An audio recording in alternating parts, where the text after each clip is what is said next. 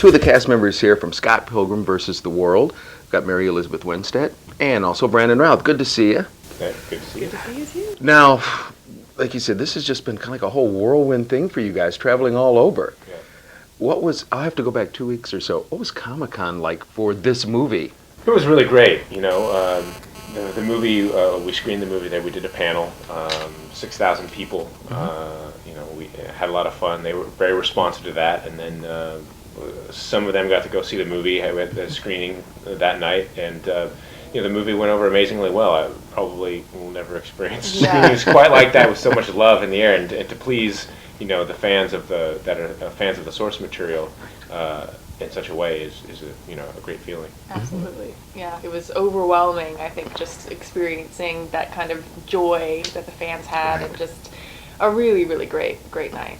Because I have to bring it up. I talked to a couple of people who were fans of the book, and they had seen one of the early screenings, and they said the thing they liked about it the most was that it kept true to the book. Right, absolutely. I think it's an incredibly faithful adaptation, even though the story diverges at a certain point, and because book 6, the last book, hadn't been written yet when we were shooting the film, so it does kind of go off in its own direction, but the spirit and the energy of the books is so alive and so well captured in the film that I think that it sort of doesn't matter that it's slightly different.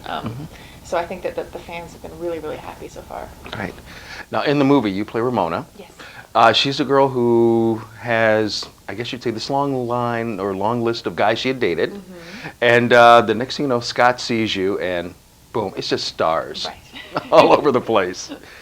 He falls in love with you and just won't let it go. He won't, yeah. I mean, she's basically, she's got these evil exes, as they're described, and they're all people that she's dumped in a way that, was maybe a little bit careless, and they're a little bitter about it. So they don't want her to be happy, so they're going after the guy, the new guy that she's dating, and it's kind of sad for her, she just wants a simple, normal relationship, and these guys are making it very difficult for her.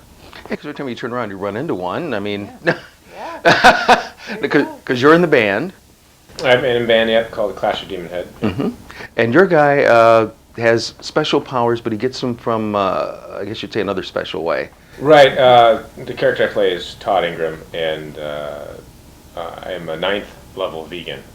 Todd is, and so because of that, he has the power of telekinesis, so he can move things around at will, basically. So that's what I do with Michael Cera during our fights. Right. Fight in the movie. Yeah, I dare say, I mean, obviously you've played a person before with superpowers. This guy's got superpowers. It must be just fantastic every day thinking, hey, I'm this guy.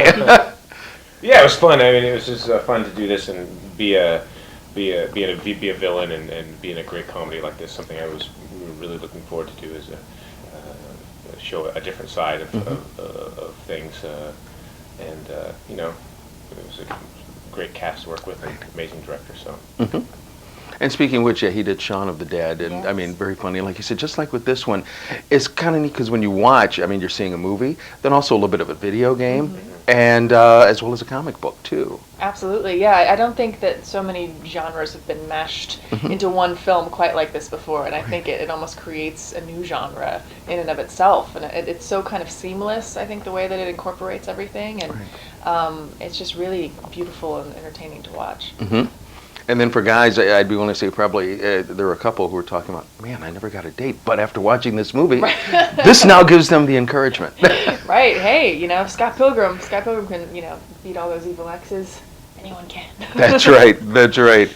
And now, like you said, how many books were incorporated into this one? 6 books. Okay, all. Yes, so 6 full graphic novels, condensed down to a 2-hour film. So definitely, there's a lot of little things that got left out, but I think that, the fans still seem to be really happy with all of the important things that were kept in the film. Right. A lot of different hair dye, too. I mean, you're a blonde in this movie, and you're kind of like all over. I'm all the colors of the rainbow. A lot of wigs. Everybody Yes. pretty much had wig. Almost everybody in the cast was wearing some form of wig throughout the movie. So we were busy. They were busy in the makeup trailer. Right. And I dare say I loved it every time somebody mentioned about Michael Cera's hair, it would cut back and he's got a hat on. Like, what's wrong with my hair? A little insecure about his hair. Right. Well, like I said, it was a lot of fun, and I know that, like I said, if just going by the audience response that happened when I was there, man, oh man, people are just going to love it and have Good. a great time. I think it's it's one of those surprising movies for people. They might not go, well, I don't know if this is something. I'm not really into video games. Right. I don't know about comic book movies, but it's such a great mix of all those things and a romantic comedy. It's something you kind of have to see. It's a unique film going experience, and if you love movies, I keep telling people you have to go see this, even if you're don't know what Scott Pilgrim versus the World is. The crowd always enjoys it. That you're going to have a good experience being in a theater watching with other people. You will, because it's almost like an interactive movie. Yeah, I mean, absolutely. people are yelling, screaming, Right. and just having a good time.